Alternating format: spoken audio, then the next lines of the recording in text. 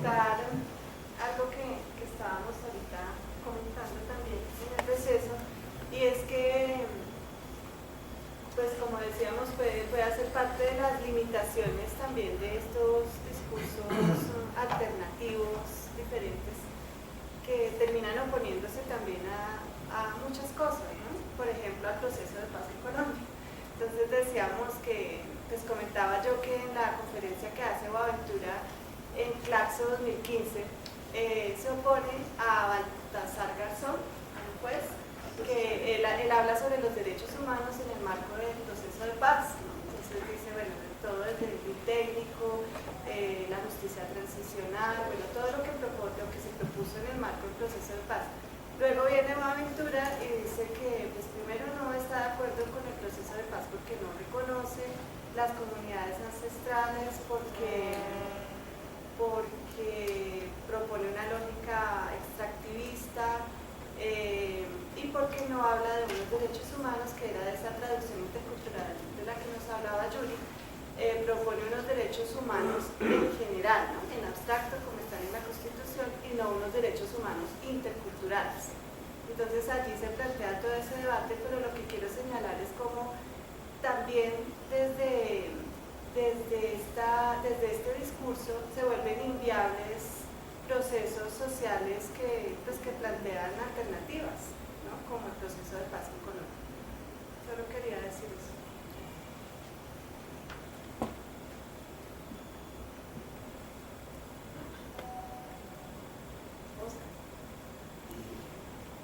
Yo creo que este problema que nos plantea hoy Alfonso y el grupo de compañeros es quizás de los núcleos de la perspectiva de este doctorado. Por lo tanto, vale la pena ampliar en todas estas direcciones que han sido propuestas justamente en este seminario, perspectiva crítica. Pero no solo es un problema académico. Creo que la ventaja de la claridad que hoy plantea Alfonso y lo que nos propone Boaventura es que es un problema del momento social, de la sociedad en general, de la mentalidad también, de las subjetividades que se han constituido desde la hegemonía y que circulan sobre todo en la academia. Subjetividades colonizadas, pensamiento colonial, pensamiento que reproducimos. La misma escuela la hemos construido tal cual a propuesta del occidente eurocéntrico.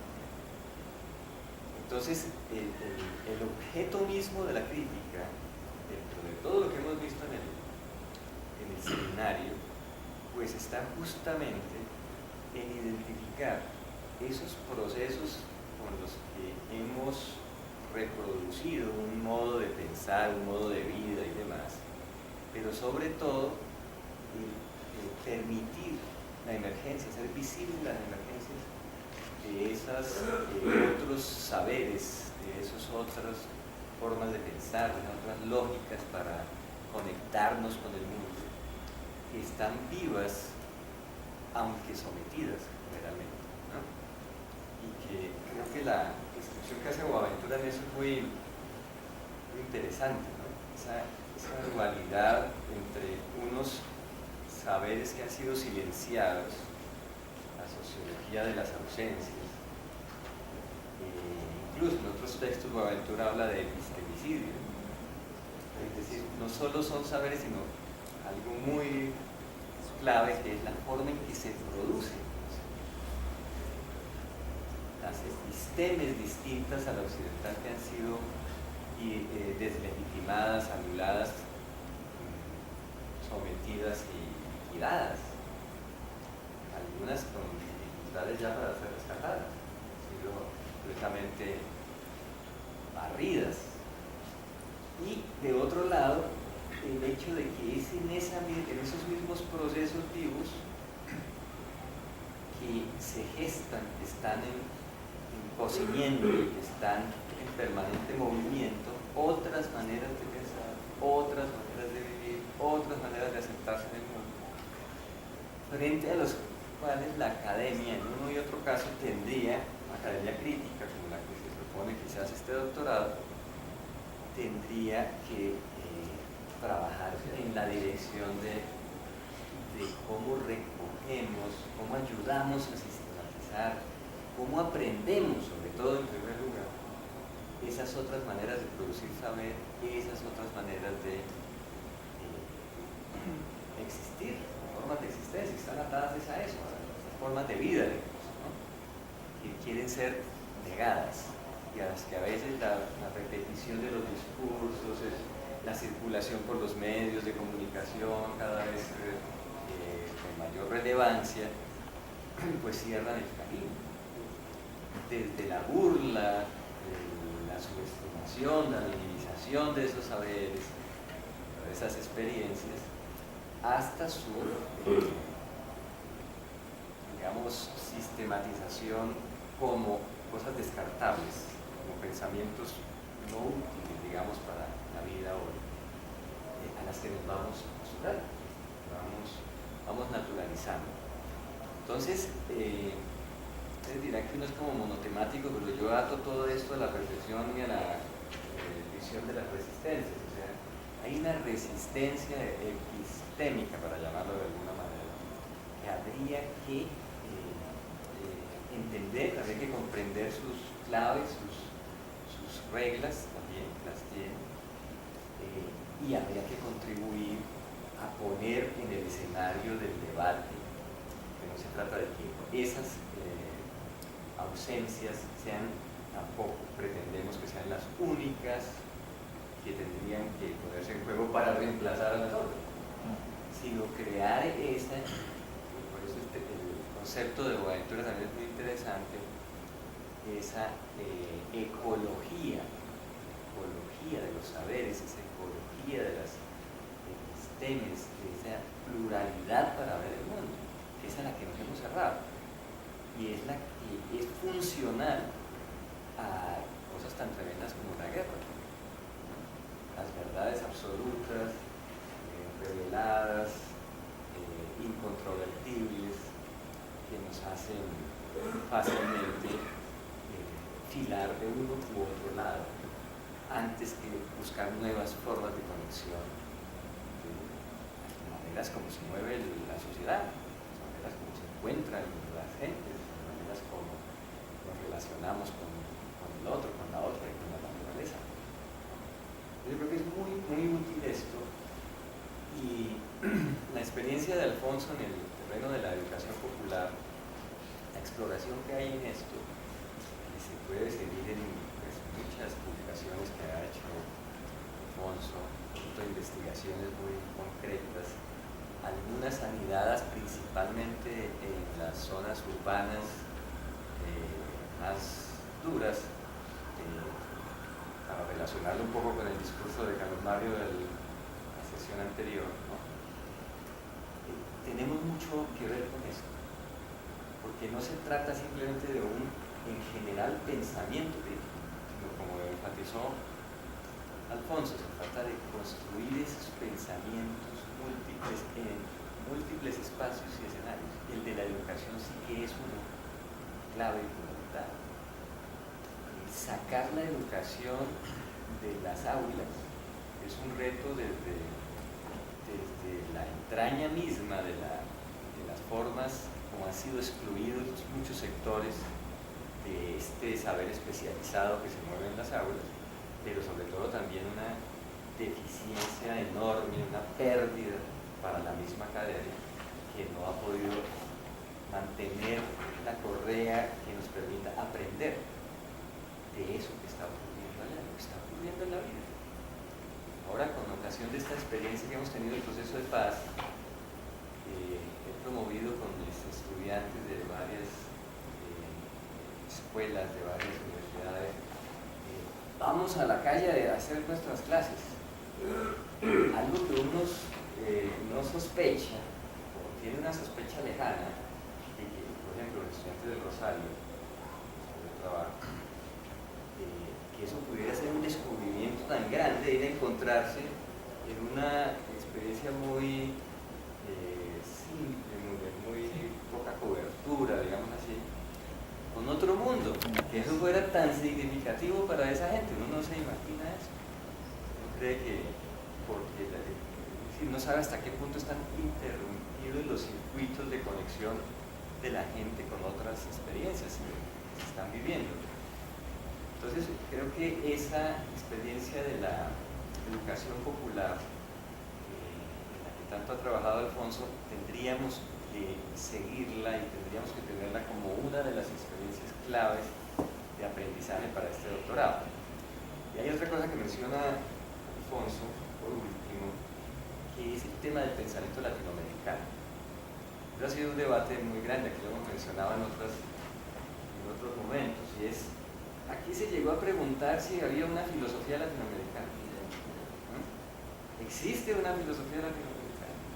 O sea, como si los latinoamericanos, si no nos metemos en las claves de la filosofía occidental, europea, básicamente, eso no podría llamarse filosofía. ¿Qué haríamos? No sería filosofía. Y así mismo cualquiera de las otras ciencias. Siempre somos como usuarios de un pensamiento externo. Y por eso los esfuerzos que han habido en esto, y los que este doctorado tendría que hacer, nos lo planteamos desde el principio del proyecto de este doctorado, ¿no? Es cómo vinculamos estos debates que son globales, por supuesto. No se trata de hacer una investigación localista o incluso provinciana. Seguiría siendo de una talla global, seguirá siendo de una talla global, internacional, pero que nos exige como construir esas nuevas claves o redescubrirlas en muchas ocasiones. Pero esos espacios son fundamentales, es de lo que tendríamos que alimentarnos. Creo que el doctorado ha hecho bien en conectarse en redes académicas, pero hay que avanzar en conectarnos también en redes sociales, ¿no? Redes con movimientos sociales, con las sociedades en movimiento, etcétera, a nivel latinoamericano. En eso sí que nos puede ayudar mucho la experiencia de Alfonso, que está vinculado sobre todo a esas redes de educación y de comunicación, que son básicas, son fundamentales. Nosotros tenemos unas ventajas, estamos metidos en Claxo, esa es una ventaja importante. Estamos construyendo otras, por ejemplo, la red de pensamiento crítico iberoamericano, la red iberoamericana de estudios sociales. Sabemos que esa es una cosa, un artefacto que hay que construir. En esto ustedes, los estudiantes del doctorado, tienen que ser protagonistas. La red no es para que estemos los profesores solamente. Tienen que hacer usufructo de eso. Y recoger experiencias como la que mencionó Alfonso, de intentos que se han hecho a un nivel académico no formal, como fue la Escuela de Pensamiento Latinoamericano Nuestra América, que ya, según los datos que trae hoy Alfonso, además se hablaba de eso, son 25 años que vamos a completar el año entrante. Imagínense los muchachos que estaría yo en ese momento.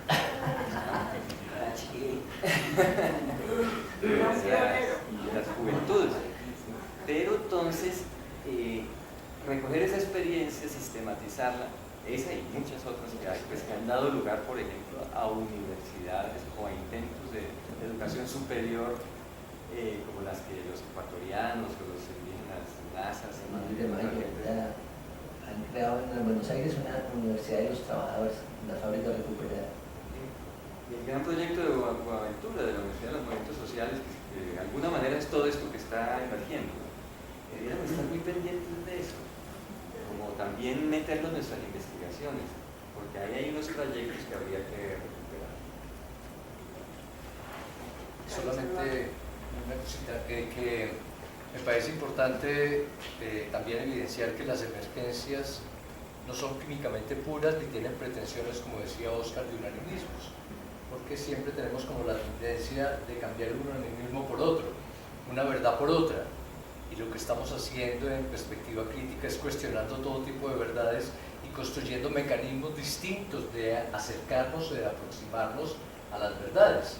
Y si nuestros proyectos lo ideal es que nuestros proyectos evidencien las emergencias, que no tengamos la pretensión de que sean emergencias clínicamente puras, porque a veces no somos capaces de evidenciar los tránsitos que estamos realizando, porque esos tránsitos también están aferrados a formas de hacer tradicionales, y entonces nos parece que eso no es presentable, o sea, eso es incoherente, eso, sí, y resulta que es que el tránsito siempre es un paso atrás y otro adelante. Digamos, cuando uno camina, uno siempre tiene un pie adelante, pero tiene un pie atrás, y de alguna forma la vida se plantea de la misma manera. Entonces creo que acercarnos a las emergencias y acercar nuestros proyectos a las emergencias también se vuelve en una reflexión profunda de nuestras propias transformaciones como personas, ¿sí? Y entonces entramos, diríamos, en ese ámbito que nos permite aunar lo individual y lo colectivo y verlo como un continuo, como una amalgama de cosas, ¿sí? Donde no podemos separar lo uno de lo otro. Tampoco podemos separar las emergencias de aquello que repetimos. Lo que sí podemos hacer es evidenciarlas, lo que sí podemos hacer es nombrarlas, lo que sí podemos hacer es acercarnos a ellas con pensamiento crítico, pero porque a veces dice uno, no, pero es que en lo mío son tan poquitas las cosas, las emergencias que se ven en ese proyecto que yo tengo, ¿sí? Que no sé si vale la pena un proyecto de investigación doctoral en torno a esas emergencias, y yo creo que ahí es donde se justifica. Perdón que te quitamos. No, es que de eso se trata. Aquí lo que dice el seminario es plantear un problema para que precisamente conversemos sobre él, y precisamente el epígrafe que yo colocaba y con la intervención que hace Carlos Duarte es eso. Es decir, ser crítico no es un problema de contenidos, de echar rollos críticos o de identificar o citar autores críticos, sino intentar pensar de otro modo, que es lo difícil, y actuar de otra manera. Y en ese pensar y actuar creo que también haciendo empalme con el protocolo que se leyó de Carlos Mario, también, al igual que con Oscar y todo, que son personas que nos hemos encontrado en otros escenarios, en otras búsquedas. Carlos Mario también hizo el mismo doctorado que yo hice cuando yo salí. Él llegaba y estuvo ahí, tuvo su momento semelmaniano, la semilmanía, y ahí le quedó algo en el sentido de esto que al parecer discutieron, y es que el pensamiento como moderno, científico, social en que nos formamos, pues como tiene esa tradición causalista, determinista, pues es muy bueno para, una vez pasa un suceso o un acontecimiento, lo explicamos, todos los factores que están allí ayudándonos a comprender, pero esa mirada nos hizo como ciegos para reconocer las emergencias. Un poquito ese desafío también como epistemológico y metodológico de cómo, claro, que hay discursos interesantes, ¿no? En lo que leímos de Boaventura, pues había una referencia muy clave a Ernst Bloch, ¿no? El principio de esperanza, y es como la idea de utopía es como el no todavía, aún no, está haciendo, pero tenemos dificultades metodológicas para captar esas emergencias, esas novedades. Pues creo que hay un tema muy común, también a varios de los que también hacemos investigación, está en eso, en cómo mirando un proceso social modesto, una dinámica comunitaria, en unas luchas puntuales, en unas incluso dinámicas que no asumen la forma de luchas, pero pueden ser leídas como resistencias, encontrar allí esas potencialidades, esas pistas fragmentadas, difusas, de lo que puede representar otro modo de vincularnos, de actuar, de ser. Entonces, muchas de estas investigaciones que ustedes hacen, y ojalá la dinámica que se pueda crear tanto entre el interior de las líneas, de los énfasis, y en general, pues pueda dar también ocasión de eso, o sea, que respetando la autonomía de cada proyecto, puede haber unas preguntas comunes de lo que va pasando en las líneas, en los pequeños grupos donde van habiendo como empatías y sintonías, y así tengamos referencias empíricas, experiencias sociales diferentes, por lo menos 4 se están haciendo unas preguntas comunes que ahí va a arrojar unas pistas que si además ya no son 4 sino 12, 15, pues el doctorado también como una producción de conocimiento y pensamiento, ya no solamente el receptáculo y de resignificación que ya de por sí es meritorio, sino también que ya en 10, 12 años la gente dice queremos hacer ese doctorado ya en este tal, porque allí están produciendo y pensando de tal manera que sería lo ideal.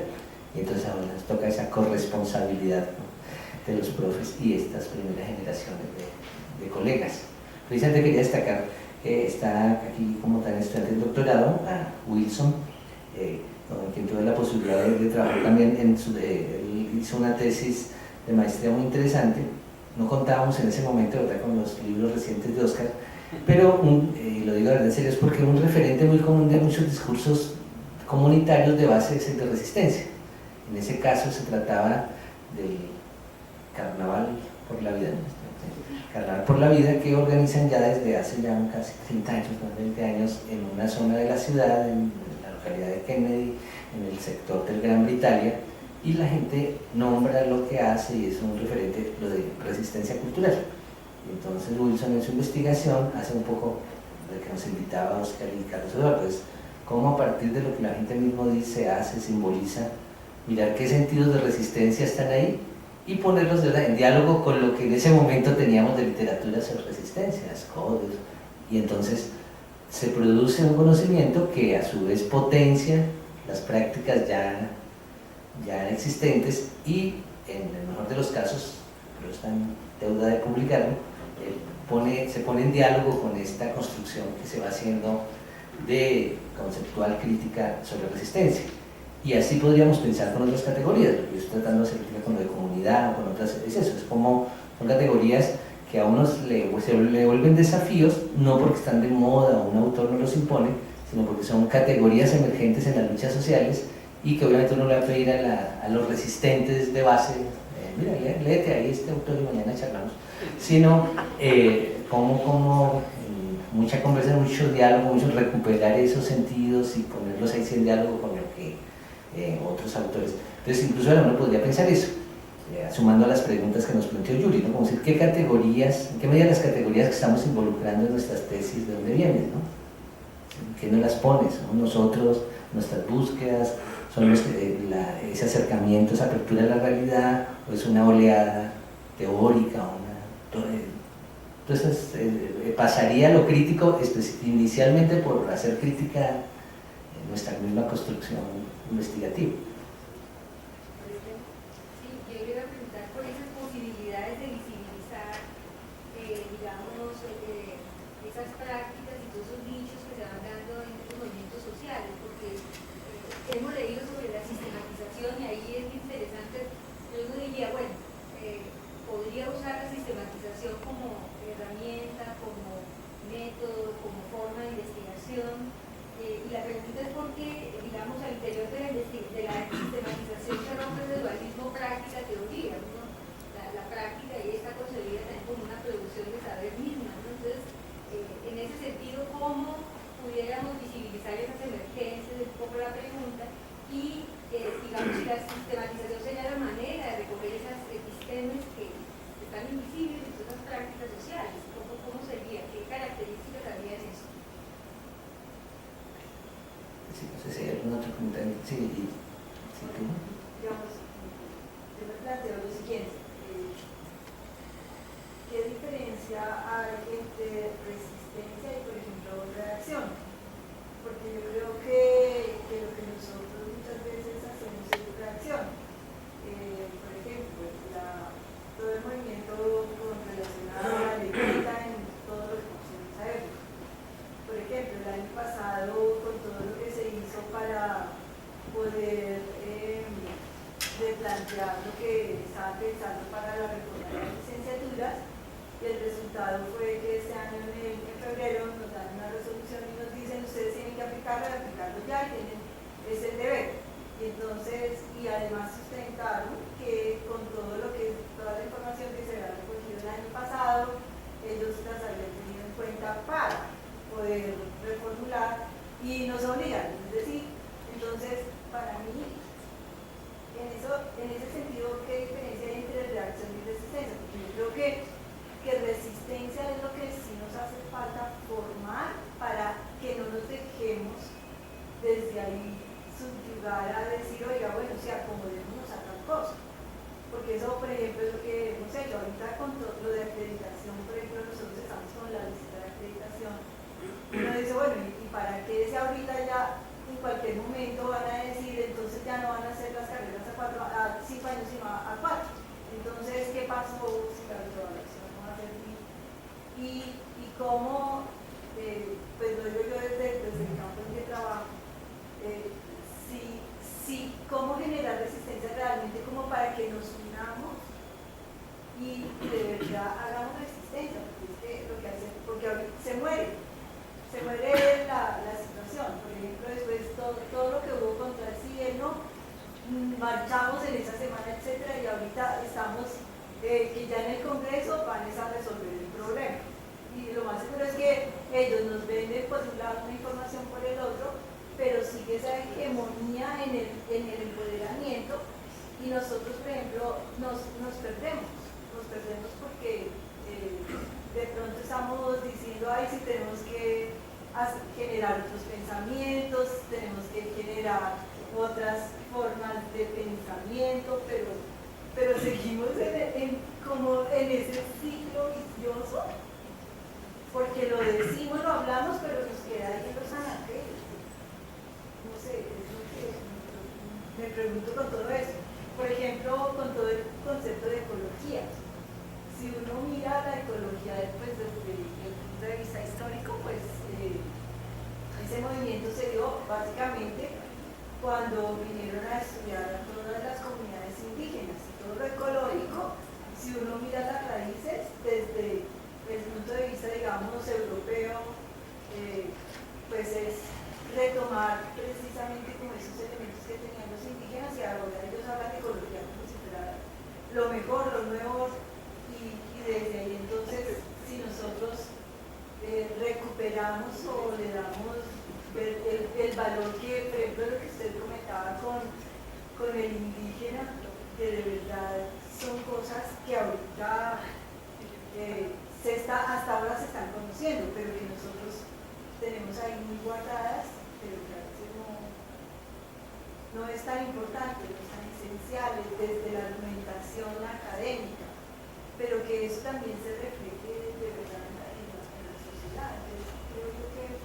porque ahí nos ganan, ellos van haciendo, nos llevan 50 años, porque ya lo que ahorita tenemos ya lo habían pensado hace 30 años. Entonces, eso es lo que a mí me genera inquietud, no sé usted, que ya ha podido hacer un buen recorrido. Digamos que son como dos preguntas, una que tiene que ver con el texto y es ¿por qué separan capitalismo de colonialismo? O sea, no entiendo bien por qué separan los dos procesos de reflexión que hacen. Realmente es una idea que tengo como una hipótesis personal de por qué lo hace, pero quisiera escuchar otra de por qué razón lo hace. Eso. La otra un poco siento como casi la misma metáfora que usted hizo hace un momento en la intervención y voy a retomar. Usted dijo en la intervención, es que uno no le puede ser al que está en el movimiento social, toma este tegón y mañana lo discutimos. ¿Ya? Y como eso. Sería un poco entonces, ¿qué es exactamente lo que hace el intelectual académico? Más que ser un etnógrafo que registra la resistencia. O sea, su papel sería como, yo no sé cómo decirlo, como estar allí hombro a hombro con el y tomar nota de la cosa, ¿sí? Y ya. Entonces, si eso que yo hago como académico, bueno, aparte de servirme para graduarme para el doctorado, aparte de eso, digámoslo así, para el movimiento tampoco, digámoslo así, representaría, porque yo no puedo decir, mire, se acabo de sacar este libro sobre ustedes. Pues, ¿sí? Entonces, como, ¿cuál sería allí la postura, digámoslo así, por ponerlo en términos muy modernos, de pues de qué se dedica eso, sí. No le llamamos intelectual, bueno, ya sea el estudiante de doctorado,